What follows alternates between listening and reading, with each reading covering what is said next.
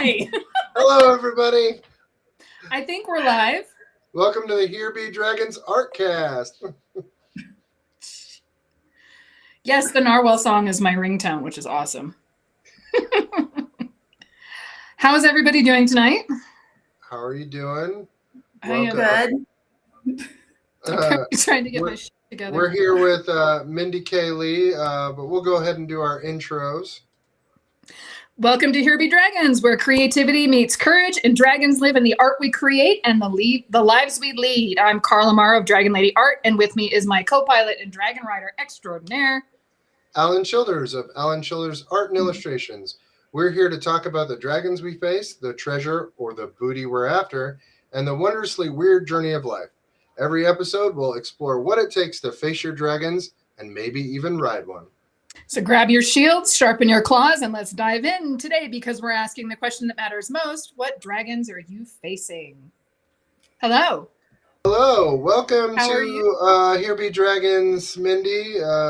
This is Mindy K Lee. Hi. Hello. Mindy, would you like to introduce yourself and tell our guests a little bit about who you are and your experience as an artist? Okay. Well, I'm Mindy Lee. I've been drawing since as long as I can remember, 3 years old, if not younger. My mediums and styles have changed a lot over the years. I think I've kind of figured out where I'm at right now and what I like to do. As a full-time job, I work as a business advisor for the Small Business Development Center. So I spend all day, every day helping other people start and grow their small businesses, which of course means I have no energy or time for mine when I get home, which is okay. I still love what I do. And I'm very excited to be here. Well, thank you for coming on. Mindy, one of the questions that we ask all of our guests initially is if you're facing any dragons in your art craft or preventing you from making work. You just briefly mentioned not having enough energy to possibly create. So that might be a dragon that you may be facing with some of your art. Yeah, I would say energy, time, the fall of democracy, just so many things. So many things. Way. Fucking yes, that's definitely in there. So just a few things in the way. Hello. I pulled up chat, so okay, try to keep an eye on chat. Right. Hello, hey Adrian. So can you tell our listeners and the folks watching this who will watch this on YouTube or watching it live, what style of art that you illustrate with, or what's your mediums of choice, and what kind of genres and stuff do you create with your art? So I primarily, at least lately, do traditional pen art. I use micron pens. Those are kind of my go-to. And I usually do stippling or cross-hatching are typically the two, depending on the time I have and how much my hands are going to cramp, how much I want my hands to cramp. I will pick one or the other. Stippling, not so much lately, just because of time.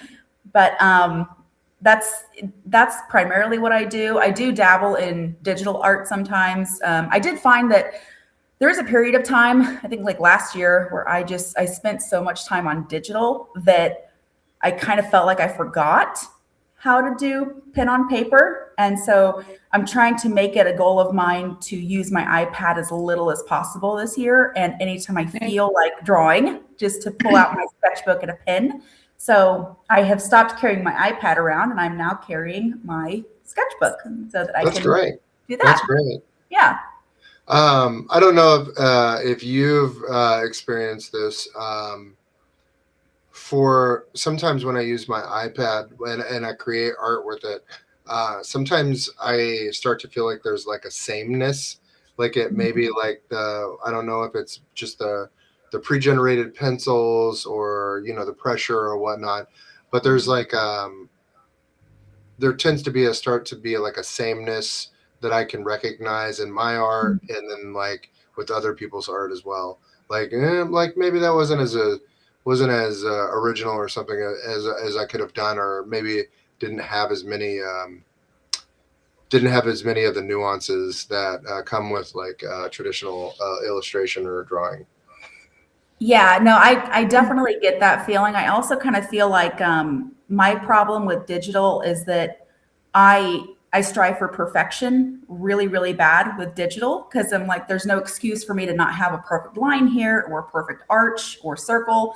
And then when I do it on paper, that stuff's not perfect and it's a little more loose. And so I think I'm trying to fix that perfection that I strive for when I'm doing art. And I'm just trying to be more okay with, like, sometimes lines aren't going to be straight. Sometimes circles aren't going to look like a complete circle, and that's okay. And I should be okay with that. And it doesn't seem to matter how many times you double tap your sketchbook. That line doesn't ever go away. Yeah. I have done that so many times. Drawing. Oh, we lost her. She'll be back in. Oh my God. The internet here is so bad. Like small town. I live in a teeny tiny town. It's like, I live at 7,000 feet. It's a mountain town. Somebody took out a tower the next town over, and it's affecting our internet. And they're supposed to have it all fixed, but apparently it's not quite all fixed. But hopefully it'll just be in and out and not just like gone for 20 minutes. They'll be like, that tea shop's sucking up too much juice. No, we just switched internet, but they put in the password wrong, so we can't access the new internet that we just switched to. So yeah, that's fun. Anyway. Always fun. Always fun. So Mindy, let's talk about subject matter. What kind of subject matter, or what kind of fun things do you like to, or what is your genres that you like to illustrate? I would say spooky or kooky are kind of two. If it's not kind of spooky, then it's just kind of like weird and silly and outrageous and maybe slightly offensive. I don't know. From what I've got seen, you into doing like the darker stuff, because that's something that I've kind of toyed with a little bit, but my art ends up going to rainbow, sunshine, peace and love anyway. Ooh, tell her about your books. My books? Yeah, tell her about your reference books. Oh my gosh, I have so many. There's an author. They're called Kale James books, and they have so many of them. Like, there's some with mythology, some with vintage anatomy, monsters, or flash tattoos. Like, there's so many different genres of this kind of book. I have so many of them, and I love looking at those. I have an Arkham Horror art book because I love the art style of the H.P. Lovecraftian stuff. Absolutely. And I have a lot of like human anatomy books as well, because that's just, I'm trying to get better about, bones are difficult. If you like the rib cage, I have a lot of trouble with. But so Dover did a book a couple of years ago, and I'll have to friend you on Facebook and send it to you because it's freaking beautiful. But it's old medical illustrations from like the turn of the century. So it's like the woman sitting turned and like her back is flayed open and stuff. Yeah, Mindy would love that. Stunning. Yeah. That's Mindy's Christmas gift. We'll have to friend request on Facebook, and I'll send you, because I have a bunch of those too, like the human body, the pulled back muscles and stuff like that. So yeah, cool. Oh yeah. Yeah. If you've seen the curiosity, if you've been to like the Curiosities and Oddities Expo in around that region, some of that is definitely what I think of whenever I see Mindy's art. And then she also does like Fat Booty Warriors and with big gear. Alan's with us. He talks about the Fat Booty Wario quite often. I think that's. I think you need a whole line of just fat booty characters. Of course you do. I do also have some pinup art of Hank Hill from King of the Hill. That's amazing. Yes. I love that. We need some more characters in there. Maybe Marge Simpson or Homer. So yeah, it's either a disemboweled rabbit or sexy Hank Hill. There's no in between. Nice. Yes. Excuse me. Sorry. Are you okay, Alan? Oh, yeah, I'm sorry. Sorry, internet. I coughed. I'm human. Should have muted myself. Bad podcaster. Ruined the immersion. So where did you start? Because I know we were talking a little bit beforehand about being into like murder podcasting and stuff like that, which I'm totally all over too. But like, were you always like, I was a goth girl in the 90s and I was always into that kind of. Mhm. And she dropped again. Frozen. Oh, and it's like.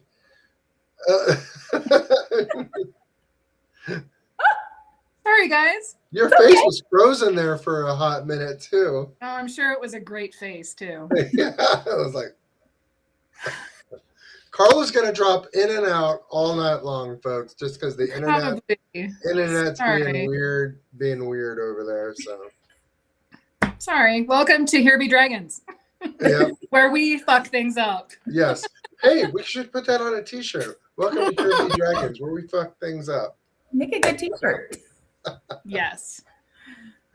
So yeah, were you always like into the goth like culture stuff, the dark oddity stuff?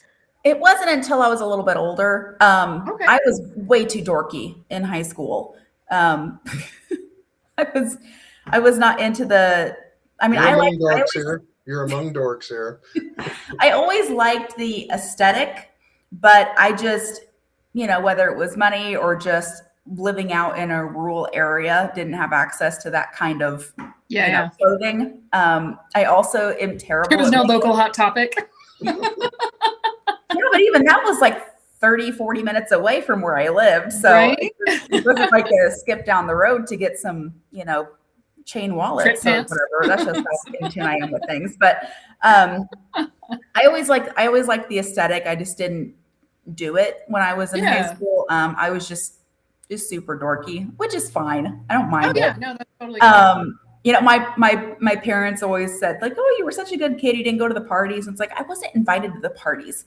That's why I didn't go. Me neither. That's why I became an artist. Yeah. You should have crashed. You should have just crashed. No, I was the kid that like getting grounded was a great punishment. Cause I'm like, oh, yes. I got to spend all night in my room. Me I too. can draw and read. Ooh, right. Do whatever the hell I want and not have to like socialize. My mom couldn't punish me at all. Like I'd go to my room, read comics and draw, and like she couldn't punish me. It was just like, what are you gonna do? Send me to my room? It's like a vacation. Exactly. Right? Yes. So trench coat. Yes. Yeah. I had I don't know if your parents let you do this, but I had like murals kind of painted on my bedroom walls. Like I had drawings and stuff, and she just let me go crazy. So drawing all kinds of stuff. I think if I wanted to, they wouldn't have cared, but I strictly stuck to my sketchbooks and my homework pages for any of my art. And I think my problem is that if I had to see my art every day, like just lingering there where anybody could see it out in the open, I would stress over it and I would hate it.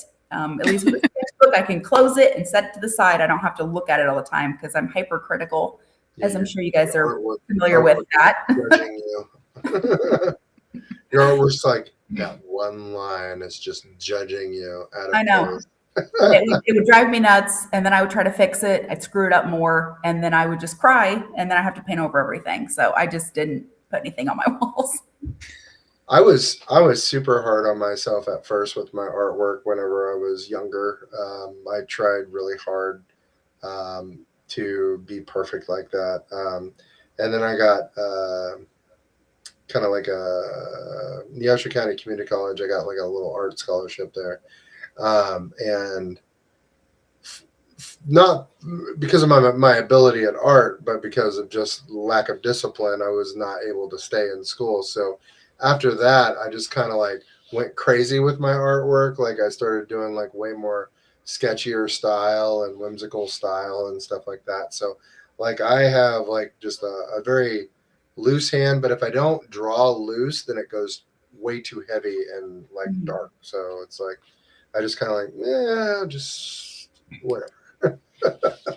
Yeah, and that's almost like you were saying about digital earlier. That's almost the downside of digital is you can redo that line over and over and over again. Or if you hold it straight, it'll straighten the line. Or you can turn the jitter out and things like that to fix all that stuff. And I've come across an awful lot of people that can draw very, very well digitally, but then you hand them a sketchbook and they really, really struggle because you lose those tools, right? You lose, yeah. Yeah. Yeah, And I I think think it's that was very- something we talked about before.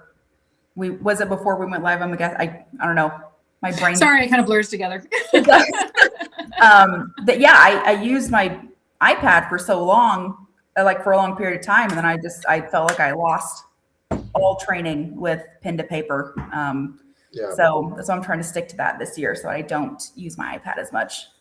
There's really, I for some reason, I don't know if you guys feel this way, traditional media or pen and paper gives me more dopamine hits, like more like sensory enjoyment than digital. Like I am proud of myself when I make a good digital piece. I am. But like the process, like I enjoy the process of sketching, turning my sketch around, the sounds, the noise that it makes, the auditory noise that it makes. There's a lot of sensory stuff, I think, that being a traditional artist has a lot of merit that doesn't get really talked about, I think. Yeah, there's like a haptic feedback or something from just the feeling of the brush dragging upon the surface and having to, hand mix paint, dipping it in here, mixing it, and then, applying it to your surface or whatever. That was definitely lost in digital, because I did the same thing. I had gallbladder surgery and I couldn't sit at my art desk, so I went fully digital for about 5 years, because I could take my iPad anywhere, right? You can go to anywhere you want, and it's right there. I can sit like a shrimp on the couch and still paint, as opposed to sitting at my table trying to sit at a good angle. And so the jump back to traditional, I have found that I've really enjoyed.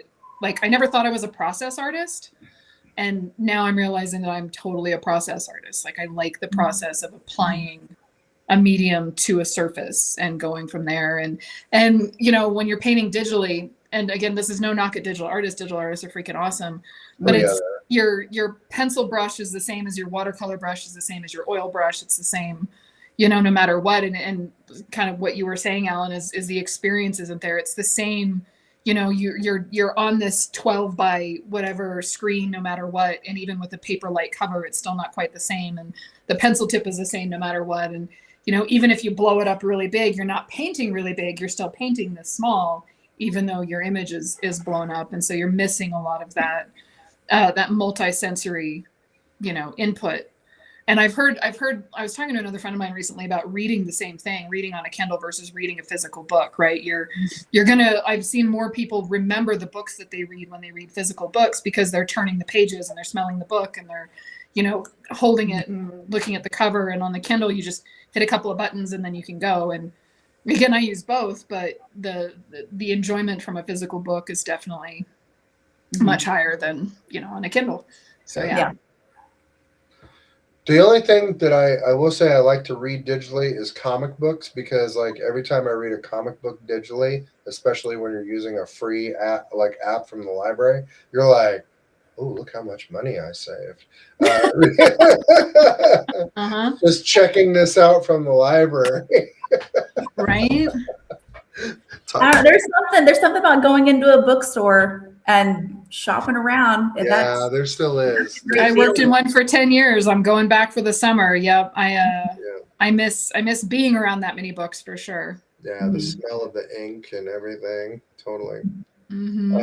Mindy, what is your education like? Did you go to school for art, or has it just always been like something that was like you did to for enjoyment, or did you ever consider doing artwork professionally or going to it for school or anything like that?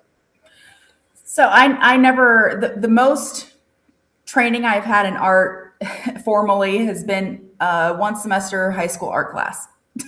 Okay. And even sometimes in that that's all you need. Apparently. But and even in that class, I was able to talk to my art teacher and say, like, look, I'm not good at painting, I'm not good at sculpting. Can I just draw like the whole semester? And she was fine with that. So I just spent the whole semester drawing, and any project or theme or topic that came up that maybe it was like everyone has to paint within this theme, I would just draw it. So I got away with that. But I was also a good kid. Again, very dorky, rule follower. So she didn't mind. But me too. I tried to take an art class in college, and I didn't like the it just felt like there were a lot of rules. I didn't like that. Because I just like to be able to sit down and draw when I feel like it and draw what I feel like drawing. And using the tools I want to use. And I think I was in that class for maybe 2 weeks before I dropped out. So yeah, it's always just been something I do in my free time that I enjoy doing. And I've spent a lot of time kind of figuring out what style and tone and medium I like. And then I think I've found it finally after many, many years. And yeah. A lot of experimentation. Well, I mean, I think that's great. I think that we can all come there. Like, art is not something that has to be come at through the lens of like a capitalist venture, right? It could be come at through the lens of, this is what I do for my peace, my enjoyment. This is a practice that will sustain me throughout my life. And I think that, I think with Carla and I think trying to find the balance of the happy medium between that, where, you're doing it you're thinking about doing it for pay, but you want to make something that you enjoy and that others will enjoy as well. But you, as through the Small Business Bureau, you probably have seen like artists come through there. And like what kind of tips or advice as a person that is a small business person, would you give to them as far as like how to run themselves more like a business, or try to be more professional with their artwork? So I work with a lot of people primarily on social media marketing and websites. And the one thing that I tell all of them is that in terms of creating content online, process videos are the way to go, because people love seeing how things are done and how things are made. And I think that so many people are tired of the AI stuff that you're seeing over and over again. There's just no process to it. Oh, yeah. So it's really fascinating to see how things are made. And that's kind of the number one tip I give to people. Like, it's so easy. Just get a phone stand, set it up, and then just have it start recording. And, I've had a client that was crocheting, and I said, just set your phone up and have it zoomed in on your hands crocheting. And then you can speed the video up 3 times. And there you go. You have like a quick time lapse video that you can post online. And it was very little effort to do that. I am much better about giving advice than taking my own advice. Don't say that. Again, by the time I get home at the end of the day, I want to create something, but I don't have the energy to. And I think most artists and anybody in a creative space just absolutely despise social media, despise all the things you have to do to be on social media and get found on social media. Another hoop to jump through. Yes. And at the end of the day, organic content's great, but Facebook and Instagram, I would say Instagram's a little better about organic content, but Facebook particularly, they really want you to put money into advertising and boosting, and that's how they can push your content more in front of other people's content. So 110,000 followers, and I reach maybe 30 whenever I post something, maybe. And I've been building the page now since 2012. So my page is 15 years old, and you probably had a lot more engagement I did 10 years ago than you did. Absolutely, I did. Yeah. Oh yeah. We talk a lot about the enshittification of social media, and over the last 15, 20 years has just really gotten so worse. Like, because when I first started the page was the hot thing, and then like now your profile actually gets more engagement than your business pages. And there's a because they reason for want that. you. They want you to invest in that page format. They're trying Yep. to turn you or Yeah. they're trying to turn your business into the product for them. So, Yep. And I tell people that as far as like organically reaching people, TikTok is amazing at that. Like you can reach so many people organically, so much easier on TikTok as opposed to Instagram or Facebook. But in that same vein, if you hate making video content, it's not going to be for you because TikTok's big on video content, and people will notice if you hate making video content.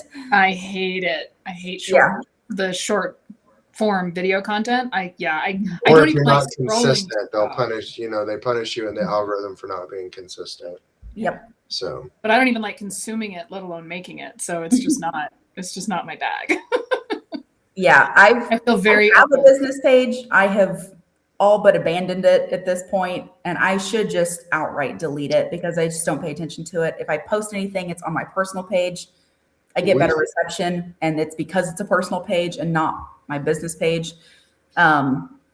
So yeah, we found a lot of reach in Substack so far.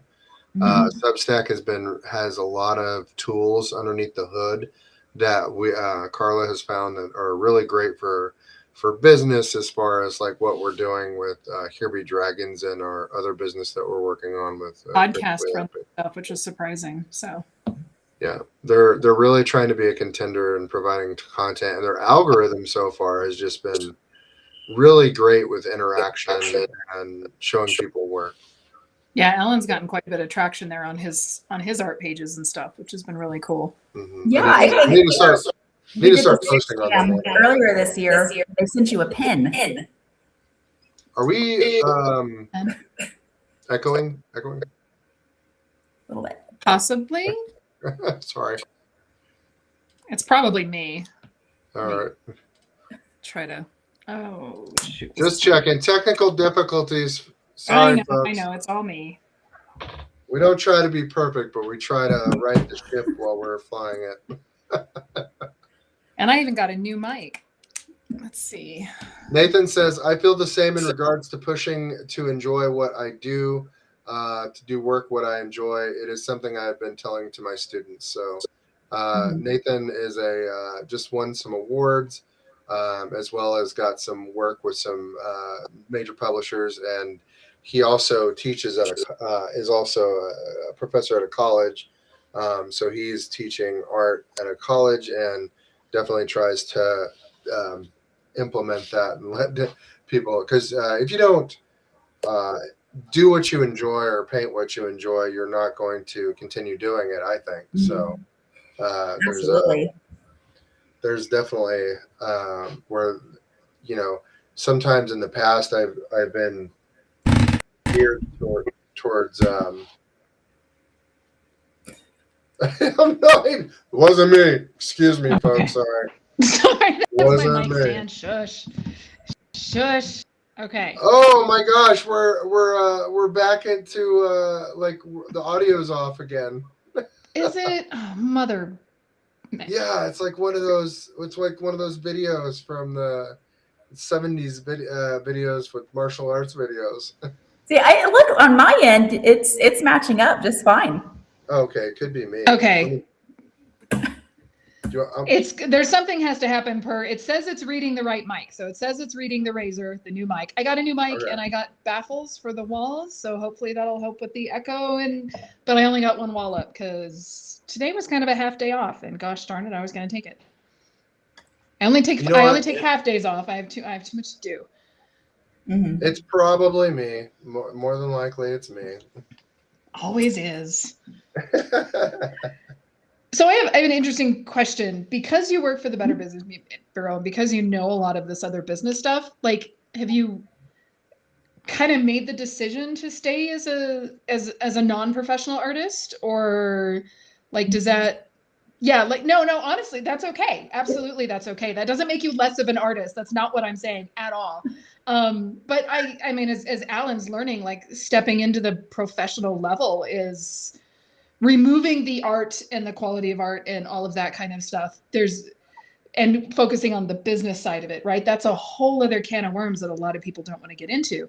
And there's nothing wrong with that, right? That doesn't make you less of an artist because you don't want to sell it to people or because you want to stay on smaller shows or something like that. Like, that's not at all what I'm saying. I'm just curious if knowing what you know about the business side of it, like, is that a conscious decision of, yeah, fuck that noise?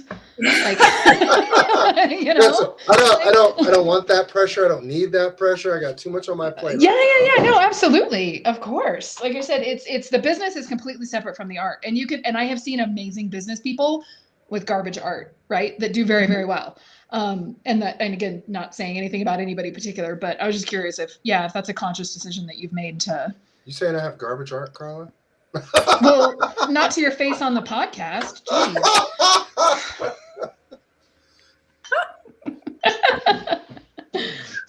Sorry, we threw a bunch at you right there. You're fine. I would say, in a way, yes, it has kind of. I think that's something that, working at the Small Business Development Center, we have a lot of people come in who all they know is they want to start doing something professionally. They don't know where to start, and then they see just how many steps, how much work it takes to actually like fully establish and start a business. We have a lot of people that, one of the first things we have people do is a cash flow, which kind of explains we don't have to tell people if their idea will work because the financials will do that for them. Right. And so we get some people who do that and say, well, this business is not feasible right now. Maybe I'll revisit it later. And we have other people who it looks like it's going to pan out. And so then they move forward with it. And then we help them, steps of registering with the state and locally. And if they need any loans, we can help them, apply for loans. Oh, very cool. And there's a lot that goes into starting, managing, and running a business. And at least for me personally, I know everything that is involved in that. And for you to, going more professional with what you're doing and being on a more professional level than I am, I'm sure you guys are aware of how much more extra stuff you have to do outside of just creating the art and then being done with it. And I think for me, at least at this time, I love my job. I love what I do. I don't want to quit my job. But it is 40 hours and I have a 4-year-old. So, it's just, as far as time and energy. Yeah. And at least for now, that's just, I love doing it and I love creating art and I love doing like the local art shows. Those are so much fun to do. And I think I get my social battery gets drained at those events, but it's good to get out and meet people and talk to people and, getting that real world feedback from people, that you see at the art shows. It's really, it's a bonus of creating art and getting to do things like that. So just where I'm at in my life, it's just a fun hobby I like to do, and I will do some small art shows along the way. But professionally, not quite there yet. Maybe if someday I become independently wealthy, then I will abandon everything and go live in the woods and just create art all day. Well, that's why I wanted to bring it up too. Was we do have a wide range of listeners, and a lot of people seem to think that they're less of an artist if they don't like make that jump to full time, right? And that's not it at all. Like I knew at 8 years old that I was going to do art full time, and I've been doing this since I was 24, full time, even with a part-time job, and then full time since the pandemic, which wasn't a bright decision, but here we are. But even then, like I have to get a summer job because the economy is so like booked right now, and so in the trash. And I'm seeing a lot of artists who are going back to getting day jobs to support the art and to get through the hump, and to hope that maybe things will get better in the next few months to few years or whatever. And I would like people to hear different stories so they know that just because you don't want to like throw everything in to go professional, like you're not less of an artist because of that. Because I definitely don't believe that, right? Like I don't believe that's a thing. I think the business is completely separate from the art. And some people just don't want to make it the business thing, right? Like we talked to our guest a couple of, weeks ago, Ben was kind of in the same thing. Like he went for it, he wasn't happy and he pulled back.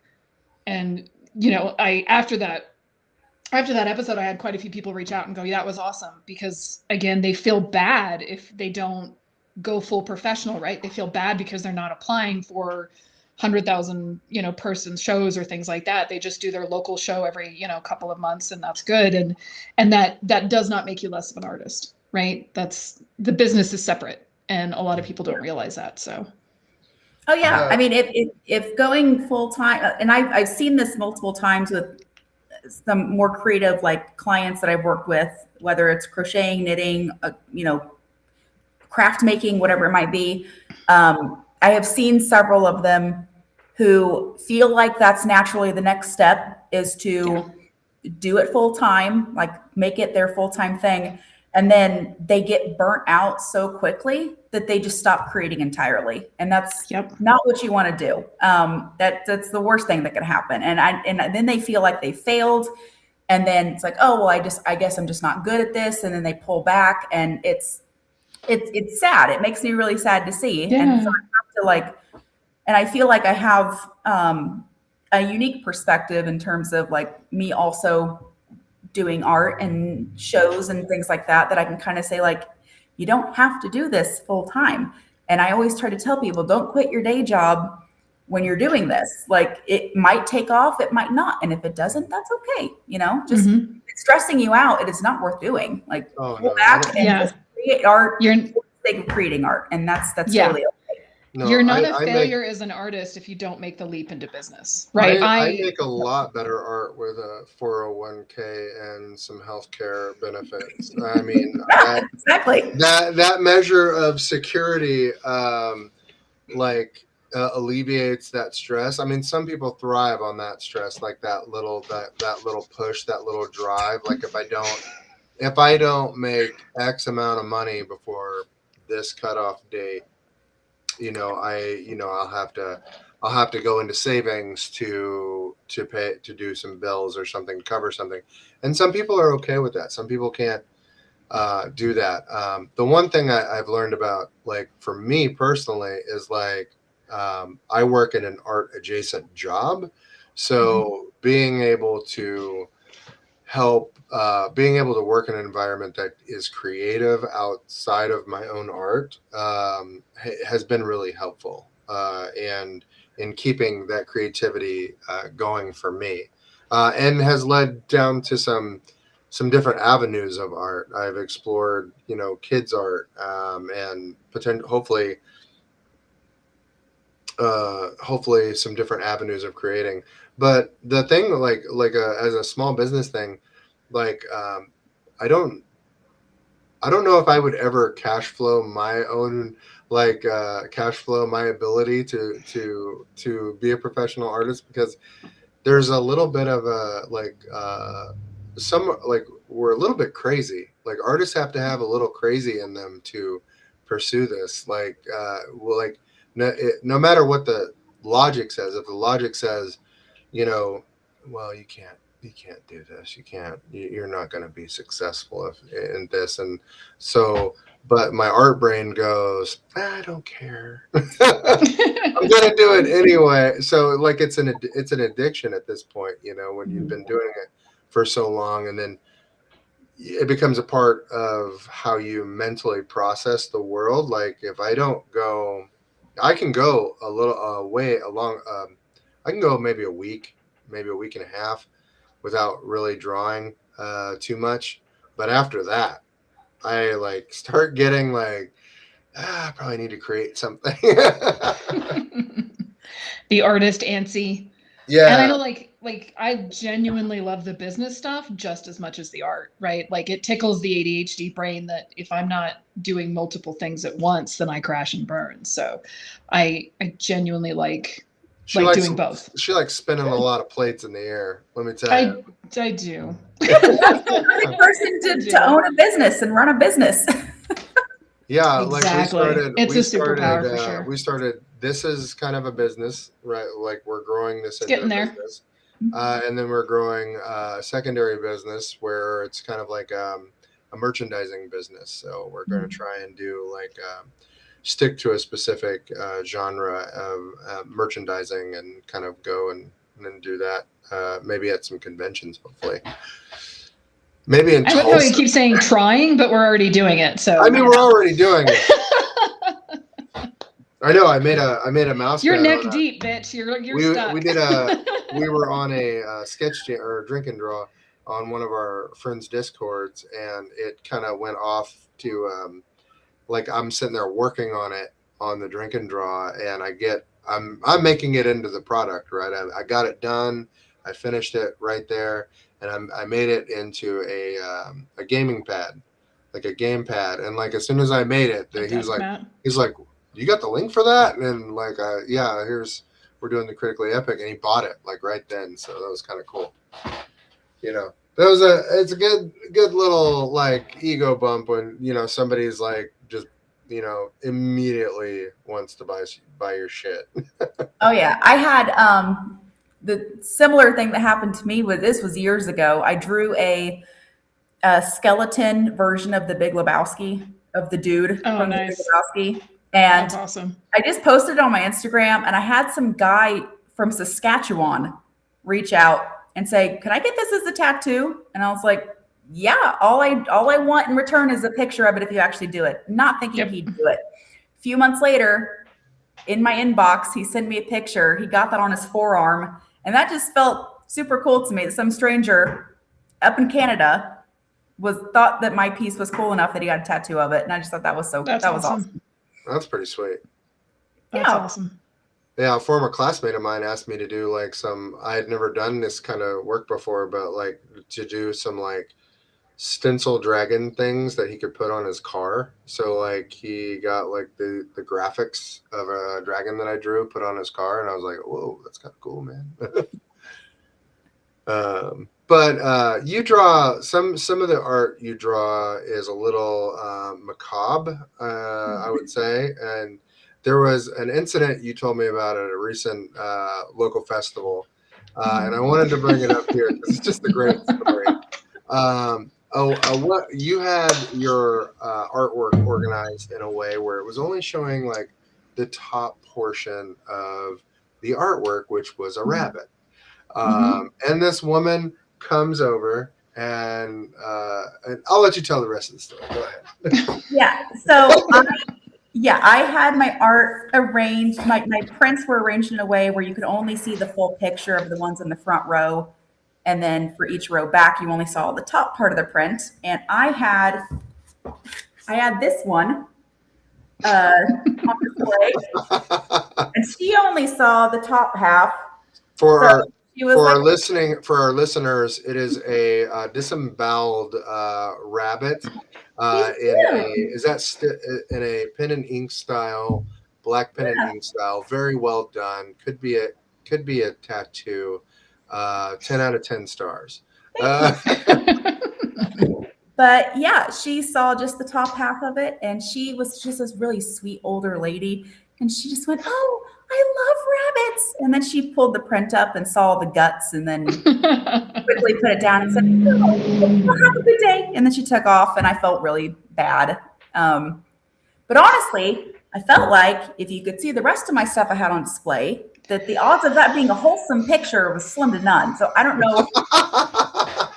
She made the assumption. I guess it's on her, but I still felt really bad. Yeah. I definitely noticed that people kind of see what they want to see at shows, right? Until they get like something catches their attention. It's very see what I do dragons, and my whole booth is dragons, but I have done other work before. I have a couple of unicorns. I have some angels, and even with the unicorns, people would pull them out and go, "Oh, it's a unicorn dragon," and I'm like, "No, that's clearly just a unicorn." It's like they couldn't see past the rest of the work. Yeah, it's interesting. I enjoy doing shows. Your DragonLady branding is all over everything, so they figure. I think they maybe figure you're like a one-trick pony. I don't know. I was for a few years. No, Carla, we've both been to the show. Mindy and I have both been to the show ArtCon down in Neosho, Missouri, and it's a one-day convention. And she was like, "Oh my gosh, it's just so crazy." It's overwhelming. But I think if Mindy would have seen the amount of people that were in Norman, Oklahoma, she would shit. I can't. 200 to 300,000 people at that show. Ew, nope.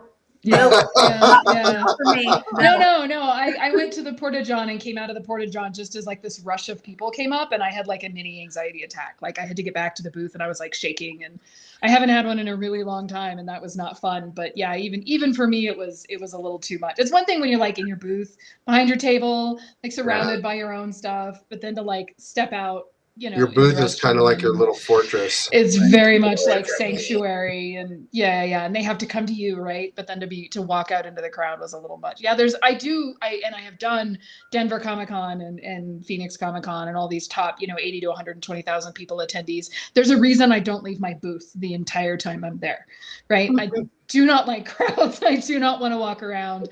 I will stay in the booth and hold it until the end of the day, just to avoid walking amongst crowds. So yeah, it's worth it, but it is a lot.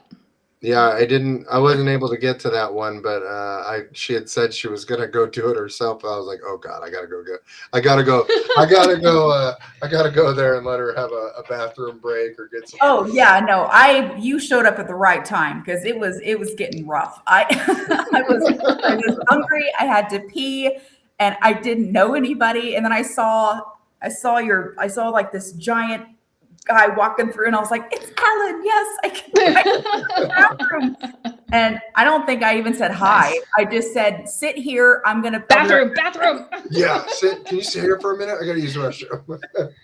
Adrian, that would be 200 to 300,000 people for Norman, Oklahoma on a good weekend. Yeah. And that's if the weather's good. If the weather is bad, they're still gonna get 50 to 80,000 people. Think about I would think of like an outdoor Gen Con. Largest single weekend Ren Fair. Maybe just a little bit less than, like, I would say like maybe 100,000 less than Gen Con, but that's about it. I think I think it's more, it's just spread out. Yeah, it's crazy. It's just more spread out. Somebody told you they should put in, okay, so hearing this reminds me of the time a woman at Ren Fair last year literally told me I should put an angel in my Godzilla painting. Yes. That does not surprise me at all. This would look good with an angel in it. Godzilla doesn't even fit with the mythology, lady. What if Godzilla's fighting the angel? They're having a battle. Right, like ripping the wings off. Like, that would be cool. Yeah. You got Mothra. I think in Godzilla mythology, I think, Mothra kind of has angel vibes. I mean, overall, like, Nathan, would you agree with me? Mothra is like almost angel adjacent. Is it just because it has wings? Is that That's literally how she sounded? Yes, wings. Some trumpets playing in the background. Not sounds everything great. needs an angel or a pickup truck. People are funny. People at shows are funny, and you meet all kinds. I always get at least like one person per show that asks what inspired me to draw something. And I'm like, I just wanted to draw something spooky with big titties. It doesn't go beyond that. There you go. There's not a whole lot of depth to this. You know what? No. That is, you know what? That's all she wrote right there. That's the tagline for our show. Spooky with big titties. Spooky with big titties. I never have like Mindy K Lee, spooky with big titties. I'm just saying, like, I did we say this was already going to be an explicit episode? I think we said. I think so. Sorry, you did agree it would be explicit. We should lean into that, the explicit art podcast for adults. Here be Dragons After Dark. But yeah, I mean, the thought process doesn't go anything beyond that. It's just, this would be kind of fun and spooky to draw, so that's what I'm going to do, and that's it. That's the thought process. And there is nothing wrong with that. Nothing wrong with that at all. I think I've talked about it before. I run a local. Would like to turn it into a nonprofit eventually someday. but SEK Arts community, and I host like sketch jams and stuff. And Mindy's always come into the sketch jams and stuff, and she'll bring these reference books that are just like almost like medical tomes of viscera and death, and the little kids are going by it and going, oh. And I'm like, Nice. oh, sorry, Mom. I tell people that my sketch jam events, kids should not be left unattended. Like, it's not something you leave your kid at and like don't stay. Right. You should start running them 18 or older, or at least 16 and older. Right. Yeah, well, most of the time we don't have kids show up to the sketch jam. And there was one that was at the public library that it just happened to be one where like 2 little kids showed up, like 5 and 6 years old. I know. Sitting there, and I'm drawing like a very endowed mermaid. And as you do. I have to like cover it up because now these little I'm like, Mindy, let me see a picture. not right now. There will be a time and place, and this is not it. No. Like, I'm trying to do some marketing picture here, Mindy. Go ahead and show it. Nope. Not happening. Not right now. So yeah, I have to be aware of that. Sometimes kids will show up out of the blue. Yeah. There you go. I love start hosting them at bars. I love having those, and we do this on Discord too. We have a drink and draw. I like doing those sketch jam things and those socializing things with other artists, because a lot of times you're just like, and Mindy has mentioned this too before, the consistency of having a time dedicated to just draw, like that is your dedicated time to go do a sketch jam or draw, whatever. It's more scheduled rather than just like, oh, whenever you get the chance. Yeah, absolutely. And that bonding element too with other artists, right? There's things that artists or creatives or even show people who make their own stuff and vend have to deal with that the general populace doesn't understand. Right. The excitement of finding a reference that you're really excited to draw, or, the crazy people at shows or things like that. There's a language there that a lot of people don't speak. And you kind of forget about that when you surround yourself with artists. Like all of my friends are all business owners. So when we go out to, have lunches together, that's all we talk about is business stuff. And it's just because we're all super excited about that kind of thing. That, I have friends that are not very, very, very few friends that are not business owners. And they don't talk about anything I want to talk about. Like, I don't care about personal drama. I want to talk about numbers and business and social media and shows and like that kind of stuff. Like that's the stuff that interests me, right? Not, maybe the drama afterwards, like after the. Well, I mean, it depends on how good the drama is, but yeah it's just. You're gonna have a lot to talk. You have a lot to talk to people about in Vegas for Critically Epic, don't you? You're gonna be like, oh, I'm doing a new thing. No. You're not gonna talk about it? Oh my god. No. I have my own stuff to push. Oh, okay. And so the thing about, that's actually probably a good segue, is next week's episode will be pre-recorded, and we're going to go ahead and put it out. We're going to record it this week because I will be in Vegas at Licensing Expo, which is the largest licensing show in the world, I believe, for sure the country, if not the world. And the thing about Licensing Expo is I can't push my own work. It's big. Not small is what she said. Yeah. So like I got invited to a BioWorld party that I'm going to go hobnob with the BioWorld people, who's one of like the largest distributors of nerd memorabilia in the country. Cause we just got a contract with them. And like, my agent reps 50 different artists, and Frazetta and Amy Brown and David Lozo and Bridget Ashwood and all of these big names in their fields. So when I'm working Vegas and doing the booth there, it's not just my work I'm pushing, it's all of us, right? Anytime somebody comes up to the booth, I have to talk to them, find out what kind of work they're looking for, and then direct them to that particular artist's work. So you're a different kind of person if you haven't had to use a full. Seriously. Oh my gosh. Oh, Great Plains was so bad. They didn't clean their privies. And it was like finding the one that, wasn't going to touch your butt when you sat down. It was so gross.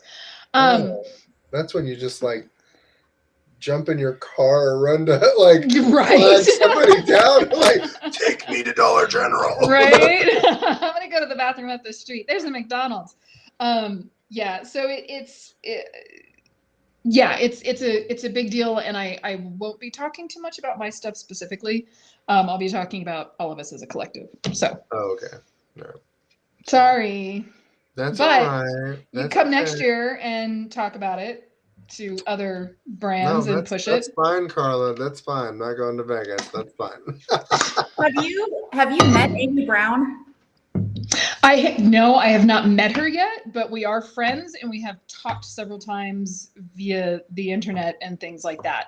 I keep trying to get her to come to Vegas so she can hang out, and I'm hoping next year she will. But I have met like Jasmine Beckett Griffith, and oh my gosh, sorry, the ADHD just ADHD. Amy Brown, Jessica Galbraith. I've met Jessica Galbraith, and I've met. She's gonna murder me. Oh God, she's gonna murder you. Oh my God, there's three. She's probably watching the podcast artists right now. She's probably watching us live. Three big fairy artists from the 90s: Amy Brown, Jessica Galbraith, and Nene Thomas. I've met Nene Thomas. I got there. I have to think about it. Amy Brown, Jessica Galbraith, Nene Thomas. You had to say what they did. You had to say what they did. I did. I haven't met Amy Brown in person, but we have talked several times, and she's so sweet. She's a sweet baby angel. I love Amy Brown. She's just we should invite her on the show. That would be cool. She probably would. We'll have to have Bridget Ashwood on first, otherwise Bridget will murder me. Yeah, I'd like to. Bridget's got great work too. Bridget's work is amazing. Yeah. She does a lot of pagan related stuff, and she's a really well-known puzzle artist, and yeah. I have amazing friends. I know the coolest people. Carla has the in on like all she names drops all the time.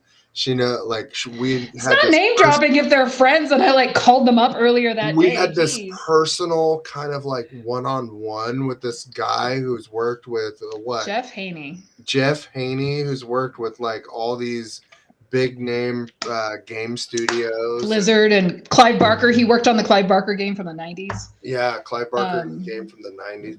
You know, it doesn't impress Mindy unless it has the word Bethesda in it, and she's really like waiting. He's probably worked with Bethesda. I'm sure he mentioned that. Yeah.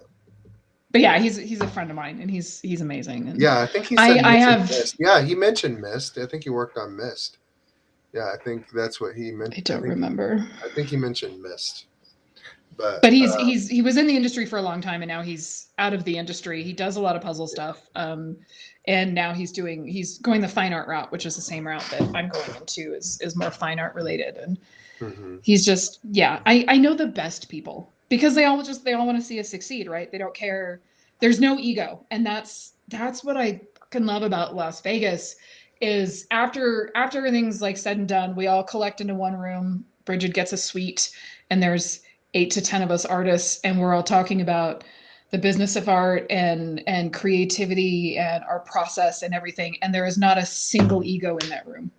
Not a single ego in that room. Except for Carla. And we're just, well, I mean, one of us has to lead the charge, right? Like, no. I'm sitting at the feet of greats. I mean, it's amazing. Like some of these artists are mind-boggling. And look at Nathan name dropping in the comments. Nathan's like, Jonah Loeb, who was an artist on Skyrim and Fallout, is sort of a friend of mine.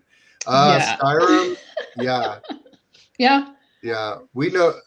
See that? Like, I have connections, Mindy. Aren't you impressed now? Well, now that's why he kisses so much ass. That's why he's like, be my friend. I want connections too. Please, can I have connections? Carla's like complaining like all these artists writing on my coattails, and then I'm over here like so Carla. Yes. I gave him some trade secrets earlier, and I said if he ever let them slip out, he was going to lose his cash cow, and I was going to leave. Oh.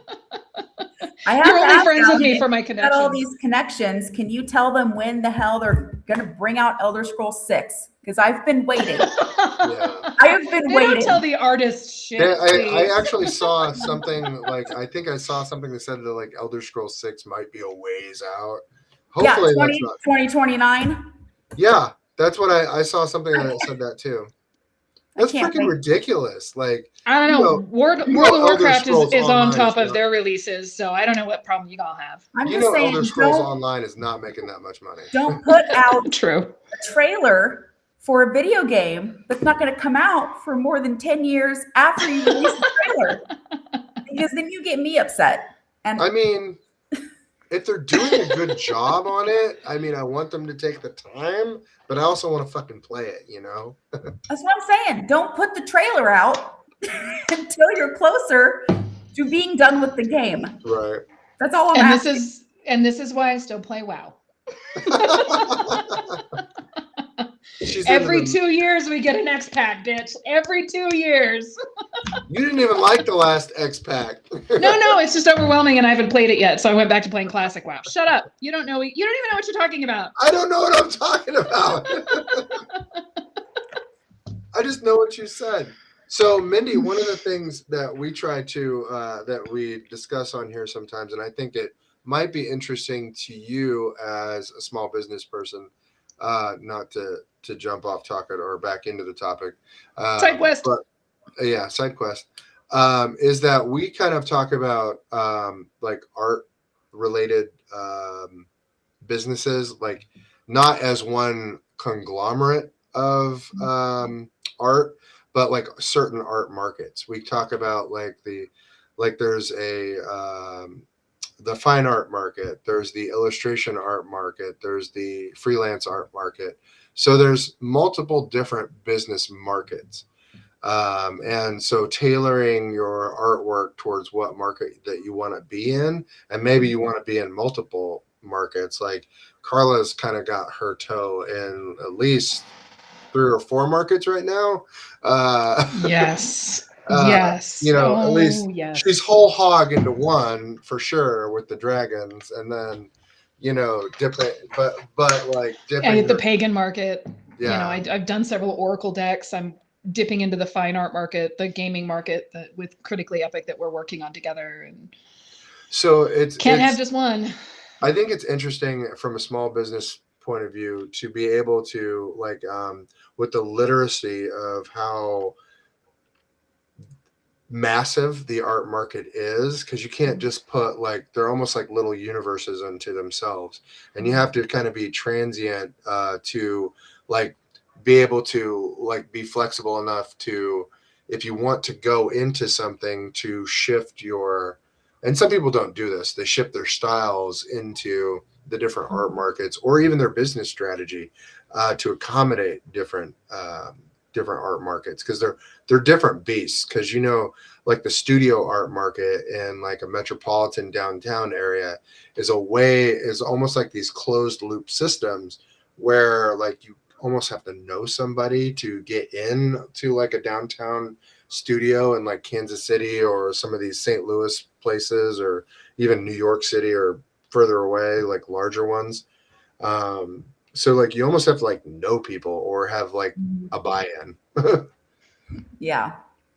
So I just find it fascinating from a business perspective sometimes, like the overall systemic landscape of art, how massive it is, and how many different tendrils there are, and how interconnected those tendrils sometimes are too. So.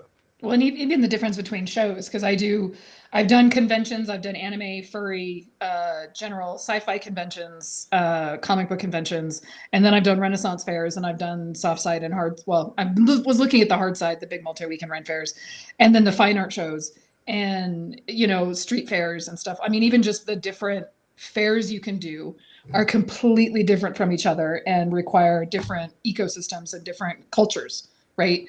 My Dragons only do okay at comic book conventions, but they do much better at Renaissance fairs. And the fine art does okay at Renaissance fairs, but it does much better at fine art shows, right? So it's understanding your audience and what the purpose is. And I've done street fairs before, and I don't do well at street fairs at all. Which is strange to me. Yeah. I would think that you would kill at a street fair. No, most of the ones, and it may just be the region that I'm in. I'm in southern New Mexico, so I've done shows in southern New Mexico, mid New Mexico, and Texas, so like El Paso. And everybody might have your heart. Never done well at them, and I don't play on the local level. I don't do small shows anymore. If it's a booth fee under $50, I won't touch it. I will not touch it. Man, booth fee at $50, I'm on it. Yeah. Right? Yeah, no. If it and I honestly try to shoot for $150 to $300. I just said we lost audio. He lost audio or we lost audio. Can you hear us now? Nathan, how are we doing on Facebook? Ben, where are you watching from? He might be watching from Twitch. He's watching from Twitch. Okay. Weird. I can hear you. Can you hear me? It's back. Oh, okay, good. Maybe it was just a hiccup. The internet in Ruidoso is really, really bad, so it probably just dropped that out. But yeah. If it's a $50 under booth fee, I will not touch it, because the people that tend to go to these shows, not knocking them at all, they want little tchotchkes or they want less expensive stuff, and like my smallest unit starts at $20, right? I just recently added bookmarks that were $5. And even then it was like $5 each or 5 for 20. And a lot of people did the 5 for 20 deal. But a lot of times, or they'll go and they'll want like cheap jewelry. And again, there's nothing wrong with those things. It's just not my crowd. So. Yeah, I would say with things like that, I don't encourage people to, it's good to explore and try things out and see what works, what doesn't work. I would say, like, if you're already naturally doing some fine art, some, Renaissance style dragons, whatever. If you're already doing that, and then you can tailor like what prints or paintings you bring to each one, that's good. Usually I hate to see people like try to force their style into a market they're going to. And then if they do well, then they feel like a failure. And that's like the worst thing. And it makes me so sad to see. I think it's important for people to identify what markets would be best for them and where their stuff would do well, and to focus on that. And because I think I see this a lot with social media in general with businesses where they feel like they have to be everywhere all at once. Like, the more platforms I'm on, the more people will see me. And I can see artists doing the same thing with like the more markets and, art shows I go to, the more people will see me. But for some people, this is, at least from my personal experience at ArtCon, because it was much bigger than the local art walk that we do here in Pittsburgh. And it's like, more people are coming through, but you're also competing with a lot more vendors. Yeah. And if what you're selling isn't tailored to the crowd as much as like some other show might be, you're probably not going to do as well. And it's like, you could have more people come through, but if your stuff's not hitting that audience, you're competing with so many other vendors who are absolutely in that. And then, and that could just end up, you end the day with, a headache and lost money. And that's not, that's the way to end the day. I've definitely lost money at ArtCon. But I was placed, and it sometimes it's not even about it's where you're placed within the convention. And who you're placed next to. I was placed in a bad position one time at ArtCon, and I didn't even make like $50. Like it was $50 to $100 is all I made, and it was a real ego buster for me. And like I was down for like a month afterwards, just like. Fuck, I don't even want to do this anymore. But it doesn't take me long to like get back on the horse and be like, oh, fuck, let's do it. It's just like gambling, I guess. I don't know. Maybe I'm a natural gambler at heart, because Carla even busted me out one time because she's like, as Mindy knows, because me and her husband hang out, you know, I'll go and spend $140 at a casino. But then Carla busted me out for not doing the Ren Fest. Like, you'll go spend $140 at the casino, but you won't spend $150 on a table at a Ren Fest that will probably give you a better outcome.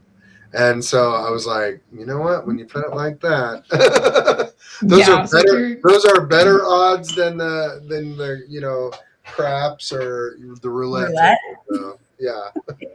It's not going to like what I have to tell him. No. I don't know why he keeps calling. Location. So, absolutely. Yeah. Yep. Yeah, and it depends on part of the country. Like I've done states where I haven't done very well either. Or, you know, I've had $0 shows. And that's part of like accepting just what happens and realizing that it's not you, it's the crowd, or it's the show, or it's, you know, that's, and again, I've Carla knows those smaller shows in Arizona are not going to be. Right, exactly. I've been doing this for over 20 years now. So I have a handle on what's, you know, where my work is going to sell. And I know that I've done several street festivals. I've tried every couple of years. I go back, and Christmas festivals, I don't do well at Christmas shows. And every couple of years I'm like, I'm going to go back and I'm going to take more stuff, like more blankets and mugs and gifty items. And it doesn't matter. They're not there for that kind of stuff. And, and that's okay. I just choose not to do them anymore. And I feel bad because I have a lot of people that like run local shows that ask me to go do them. And I won't. They started a Comic-Con here, and more power to them. I'm really excited for them to do it. But I know that the booth fee that they want versus what I can make at that show is not going to do it. And I can't be I mean, if you want me to come as a guest, absolutely, we can talk.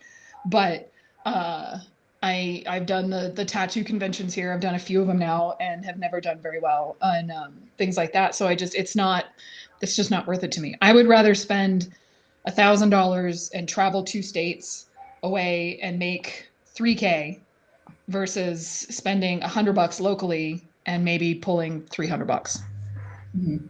Because I can make more money staying home painting at that point. So, but that's all stuff that you got to figure out for yourself, right? That's all stuff you've got to, you know, you can only do so much market research, because you may be a comic book artist thinking you're going to do well at a Comic-Con and you still don't, right? And maybe the work isn't for comic book. And again, some of the bigger conventions, I quit doing well because there are big names there, right? As you were talking about competing. Right now I'm competing against artists that are published and in Magic the Gathering and in comic books and do that. So when people find out that they're going to be at that show, they're excited and they go to that show just to see those people. And I'm skipped over because I'm not published in those places. Now, I did a metaphysical show and people couldn't believe that I was there because they own those Oracle decks, right? They have those decks. And I was like low-key famous. And people were like, oh my God, I can't believe you're the artist and you're here. It's my favorite Oracle deck. I love it. I love it. You got that at Norman. I'm like, too. Oh, cool. Yeah, but I've done Norman for like 15 years. Yeah. So, she was like, at Norman, there was people coming into her booth going, I have this one. I have this one. I have this one. And I'm just like, that's so fucking cool. I have people that do that at Artwalk too, because they're like, oh, I have this one. I have this one. Do you have any new dragons? So I feel like I've always got to refresh them with some fresh stuff. But this was, I think we're a little bit over for the hour, but this is so thank you, Mindy, for coming on. Is there anything where I think maybe Artwalk next fall, Artwalk or Goblin Market too after that? Gonna be at fall Artwalk is September 19th, I think. September 19th, and Goblin Market's on October 24th. So far, unless you do 620 day, I don't know if you're gonna go do that. But. No, I usually just take my daughter to that and walk around and spend way too much money on a snow cone and then leave. It's usually hot. It's so hot. That's why I don't do it. I don't want to I am not an outdoorsy person. If there's air conditioning, it's really hard to get me to go anywhere. So yeah, I quit doing shows June, July, and part of August unless they're inside. Yeah, no. Yeah, I'm hoping the 6th and the 7th is not cooking me out there at the Art Walk, so or at the Silver Sage Ren Fest, but we'll see. I'm gonna bring. I have a huge thing of bottled water and a cooler I can take, but I'll have to send you the neck coolers that I picked up that you put that'd be in there. sweet.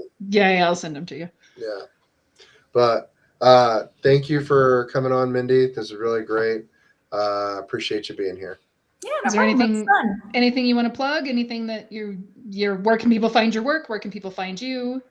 I'm on Facebook. Again, I'm not very good at keeping up with my Facebook. I would say my Instagram probably is more up to date. It's MK Lee Art on Instagram. And I do have a TikTok, but I don't post much on there either. So maybe just find me on Instagram. It might be the best place. We'll definitely add that to the show notes so people can find you. And I think it's already up on the website. So each of our guests has a page on the website that has the links to all their stuff and a short bio and stuff. So we're trying to, we're still new enough that I can keep up with that. We'll see if it continues on after, episode 40 or 50. So, but thanks for joining us. Thanks for joining us on Here Be Dragons. Make sure to like, subscribe, find us on the web at herebedragonsartcast.com. We're on Substack. We're on Apple Podcasts. We're on Spotify Podcasts, YouTube, and anywhere else you listen. We are on all the things. We're like legit and stuff now, which is pretty cool. So We're legit. Thank you guys. We're legit. We're for real. And next week is episode 10, which is kind of sad that we're pre-recording it, but we'll figure something out. So thank you guys. Have a good night, and we'll appreciate you all joining.